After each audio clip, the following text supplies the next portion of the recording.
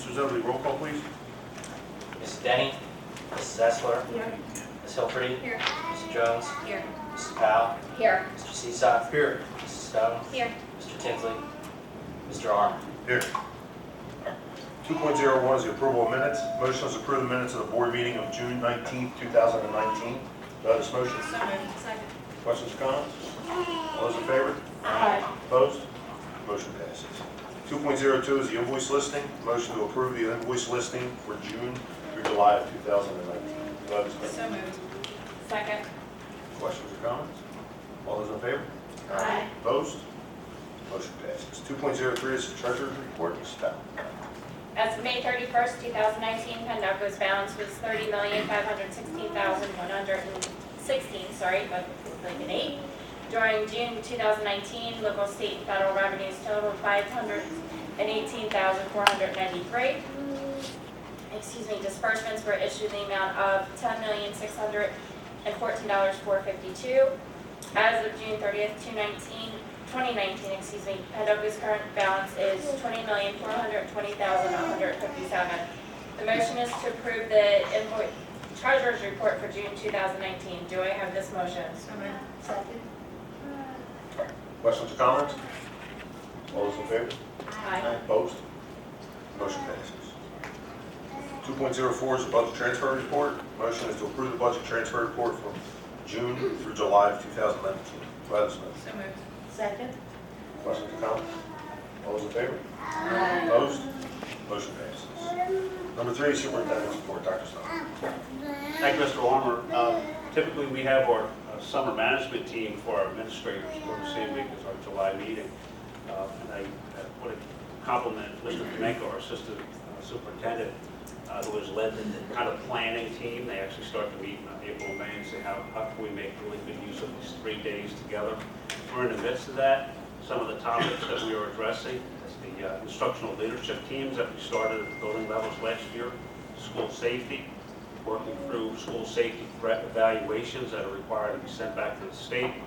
Tomorrow, for instance, all of our administrators are going to be fully trained on Schoology and Skyward, which will be our new student information and grading system. Mark Thomas indicates that data processing for that is going very well. We are on schedule for that change from eSchool to Skyward. We spent some time yesterday working on Profile of a Graduate, 5 Cs, to help the board with the comprehensive plan. We also were going back and reviewing purpose, mission, and vision statements and shared values to see if anything needs to be edited. Establish commitments that we may want to affirm for the comprehensive plan as well. So it's been a great couple days, some team building activities in there. And, really affirms for the really high character that we have with our administrators and our administrative team. We have a great team in place, and they're good people. They care for kids, of our workers. And, I'm just proud of the work that they do. With regards to the comprehensive plan, I did receive notification that phase 1 school districts do not have to have their boards, or cannot have their boards approved for comprehensive strategic plans in November now. They will have to be approved by March 30th of 2019 because the state is issuing a new template and a new format to process that comprehensive plan. So I have to attend a meeting in the end of August to learn more about that. Parkside renovation project, I am told, is quote on schedule. I am honestly very amazed at really how well the masons were able to match the brickwork that's going in now with what was already in place. It was very, very seamless. Playground is going to enjoy a soft surface installation, and that will be one less playground that Brian and his team will have to fill and refill with mulch on an annual basis.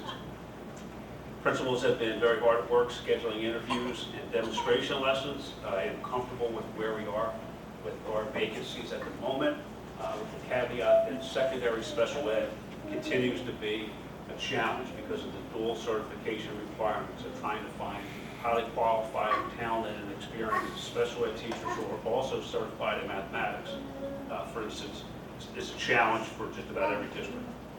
One part of the flurry of legislation that came out of Harrisburg last month was a bill that would permit school districts to schedule flexible learning days that could be used during snow days. And in the districts that piloted that option, the results were very favorable. It would happen if students would have work assigned to them in advance that they could then complete if the district declared a snow day to be instead a flexible learning day. I do believe that that can be of value to the district. I think it gives us the potential of having something in place so we would not have to make up excess snow days. So that's where I think there's real value for districts that go beyond the number of snow days they may have built into their schedule. Instead of having the kids come back in June, they could possibly use the flexible learning days. So I do think every kid deserves to have at least one or two snow days, right? We all remember that. And for a fourth grader to hear, but now it's a flexible learning day, so get on your computer.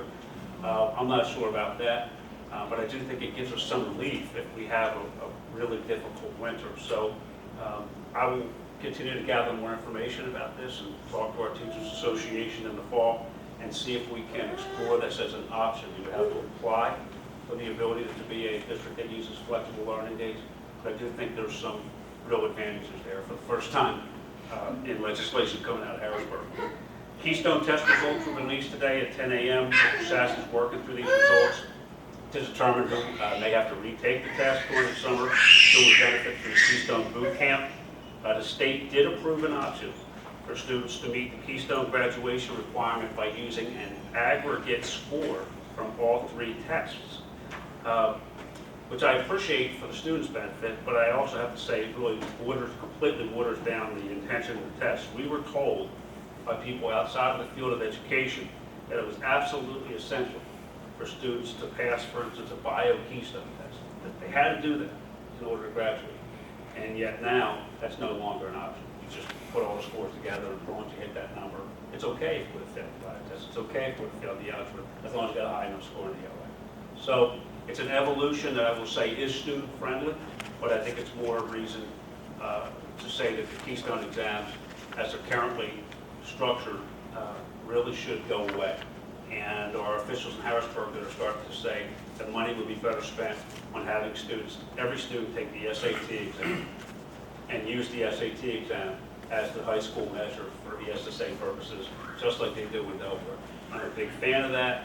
It also has students potentially doing well on a test and saying, hey, maybe I am college ready. I never thought about going to college, but maybe I can go to college. And all of a sudden they take the SAT and they're starting to get letters and invites from colleges. So I would hope that that's the direction they go in. Finally, let me point out, this is Mr. Lilly's last school board meeting with us tonight. He has his car packed and he's ready to go to Florida on Monday. Sean, he has asked that we not do a lot of farewell stuff for him, but it's been a pleasure working with you, Sean. During your time here, we've had a number of collective bargaining agreements settled on time and in uncontentious manners. You were able to run your district with one less personnel.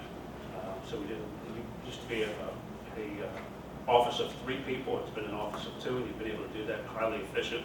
And you've been there for the board and for the administrators whenever they need you. So we wish you a great retirement. We hope that you have a wonderful time down in Florida. I know you're already, for retirement, you're already talking about maybe getting another job down in Tampa Bay. You're thinking about it, you're being recruited. But we wish you well and a safe drive south. Yeah, it's been great. Thank you all so much. Yeah.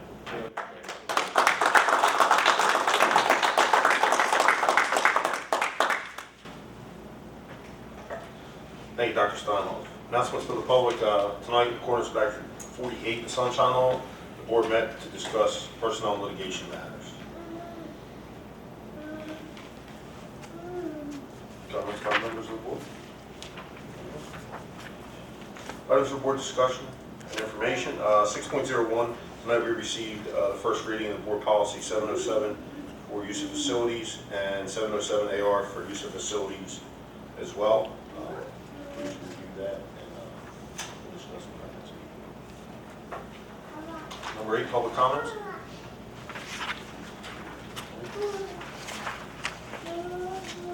Number 9, items for board action, starts on page 2, runs on 3, 4, 5, and concludes on page 6.